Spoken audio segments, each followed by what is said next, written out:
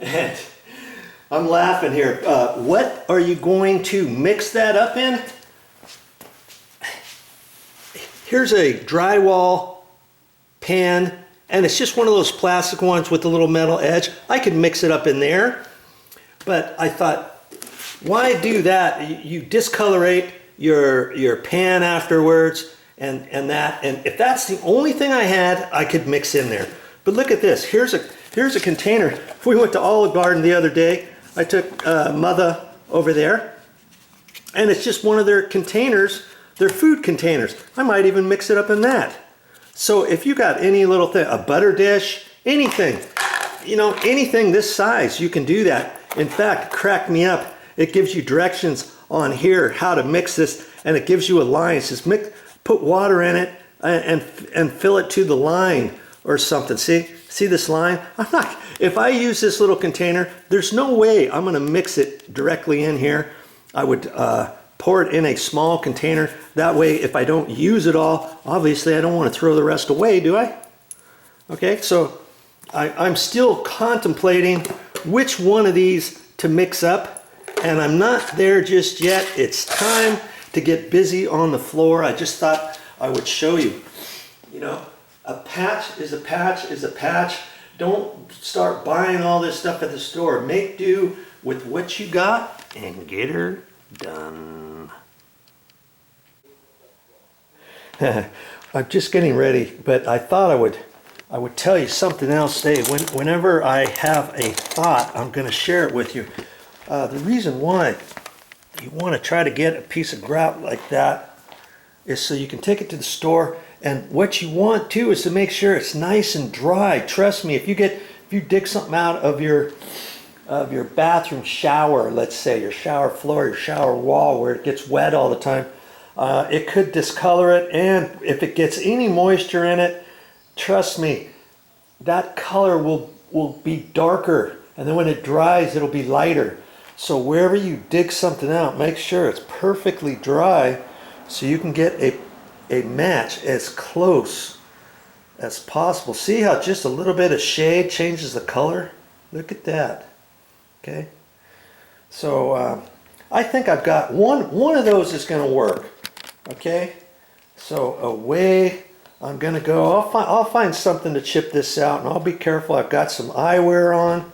I've got some earplugs on. Be ready for your project.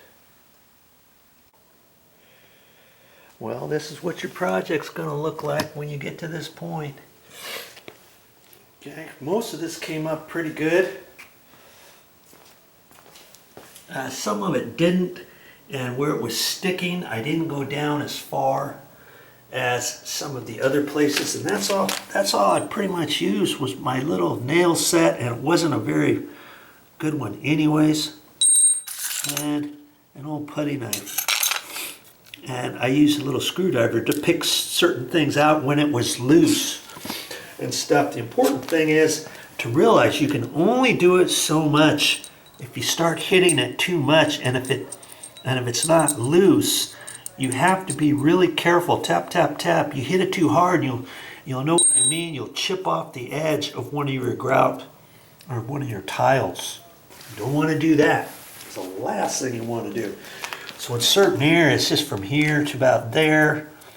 Now there was a couple other spots, one there and over in there. I didn't go down all the way because that was still pretty tight. It just had a little hairline crack, but I thought I would still go the extra mile and get it out the best I could, get a layer of grout in there. Okay, so now I'm going to have to clean this all up, and it's important. This stuff flies all over the place. That's why you need your eyewear on. I'm going to have to sweep all the way over to the edges and all the way over to the door here and get this all cleaned up, and then maybe sweep up on the joint, get a little bit, you know, anything loose that's there. Do the best you can before you start the next step. And what is the next step after this? Yes, mixing up the grout. Deciding first off which grout bag to use. Stick around, we'll find out together. Now, I'm not too bashful about showing you certain things that I've done that I told you not to do with that nail set. Look down here. See right there? See? There's a couple of little spots right in there. Not too bad. But I'm going to have a rug over this, but you see that? That's what's going to happen if you're not paying attention. I was paying attention. If you're not paying attention, you could chip off the whole edge of a tile or make this really big or something, because when you're putting a nail set on there, trust me, it just has a tendency.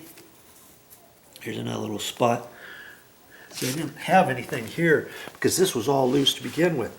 It just has a tendency, you think, oh, I'll just set it right here and start hitting on it. You tap too hard, and if the grout is still tight right in there, it could slide over and wedge off of the tile. Isn't that something? You'd think most grout shouldn't be able to do that. See here, I got a couple of little pieces right there. When I put the grout on there, lucky for me, most of that's going to go away. Okay? And that's why I say, you got to be careful when you're doing this. Just tap, tap, tap, tap, tap, tap.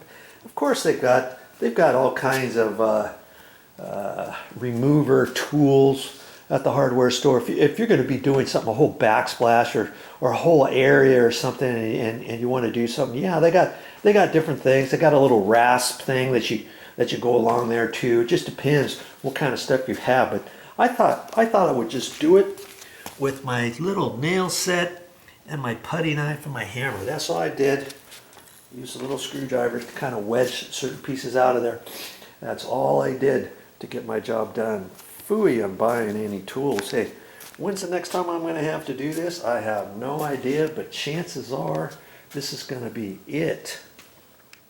All right, next step coming up.